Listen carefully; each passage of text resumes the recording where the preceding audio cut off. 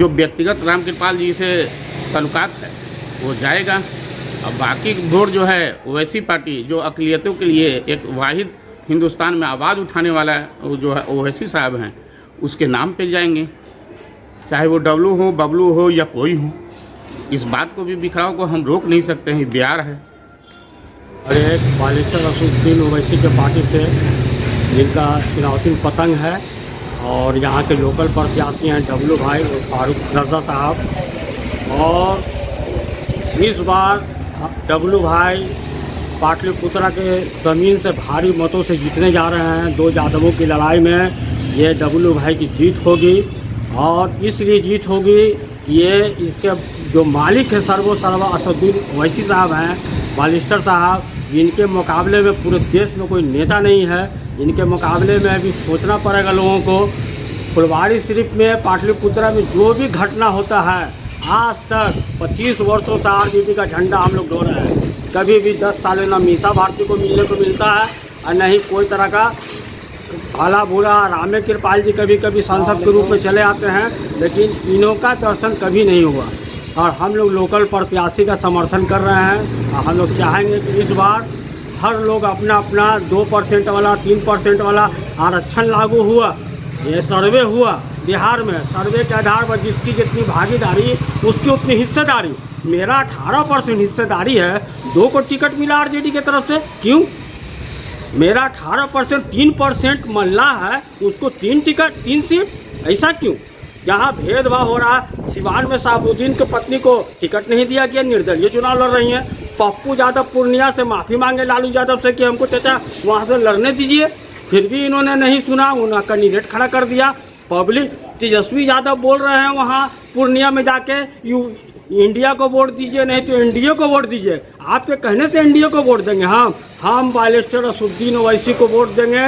और हमने अपील भी किया है यूट्यूब और फेसबुक के माध्यम से कि पाटलिपुत्रा के तमाम मतदातागण आप लोग असदुद्दीन ओवैसी को वोट दीजिए, इनके हाथों को मजबूत कीजिए। इस बार नहीं, मजबूर हो जाएंगे विधानसभा में गठबंधन करने के लिए। आप सबसे गठबंधन करिएगा, मानी से, पासवान से, मल्ला से, दुसाद से, सबसे। मुसलमान महक रहा आपके लिए। एक भी चेहरा बैनर पोस्टर में दिखा दिए तेजस्वी के प्रोग्राम में, एक भी मुसलमान कहीं है? मुसलमान का वोट चाहिए, मुसलमान को टिकट नहीं चाहिए।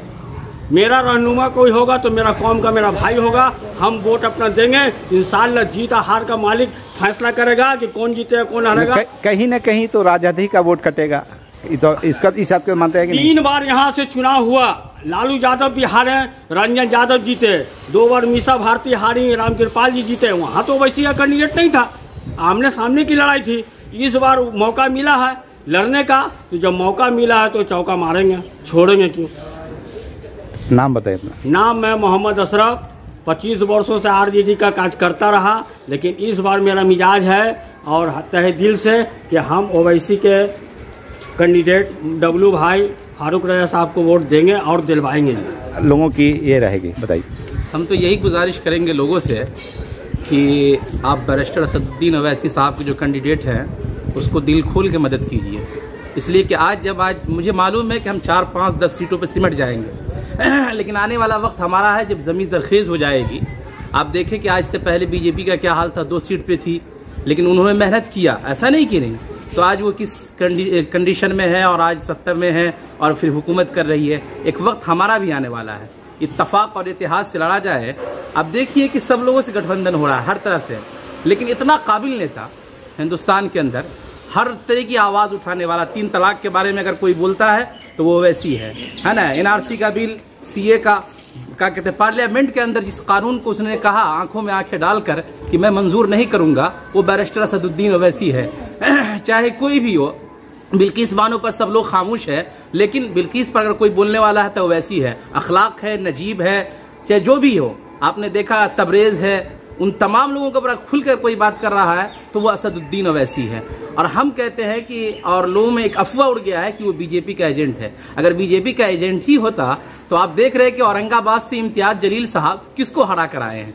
आप देखिए नजर उठा कर ना, आपकी हर बातों को आपकी नुमाइंदगी करता हुआ बेखौफ खतर नजर आता है तो वो बैरिस्टर असदुद्दीन ओवैसी है। आपने देखा यूपी के इलेक्शन पर उन पर जानलेवा हमला हुआ, उनके पास किस चीज़ की कमी है, लेकिन आपकी नुमाइंदगी पार्लियामेंट में वो बंदा करता नजर आ रहा है। अगर आज उसके हाथ को हम मजबूत नहीं करेंगे तो यकीन जान लीजिए कि अल्लाह ने जो अजीम तोहफा हमें इनायत किया है असदुद्दीन ओवैसी की शक्ल में, हम उसे खो देंगे। ज़रूरत है कि हम अपना एक एक कीमती वोट बैरिस्टर असदुद्दीन ओवैसी के कैंडिडेट को दें और फिर उनको मजबूत करें। जब वो जीत के जाएंगे तो हमारी नुमाइंदगी करते हुए नजर आएंगे।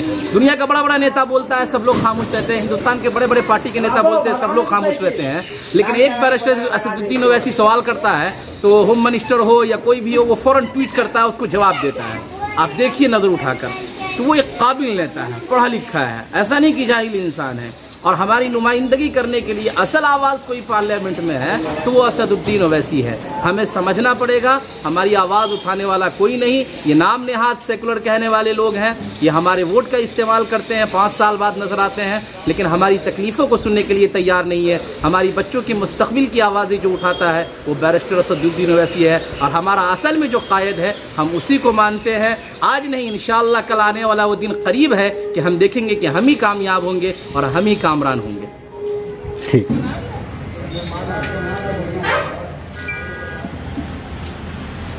असदुद्दीन ओवैसी जिंदाबाद, जिंदाबाद।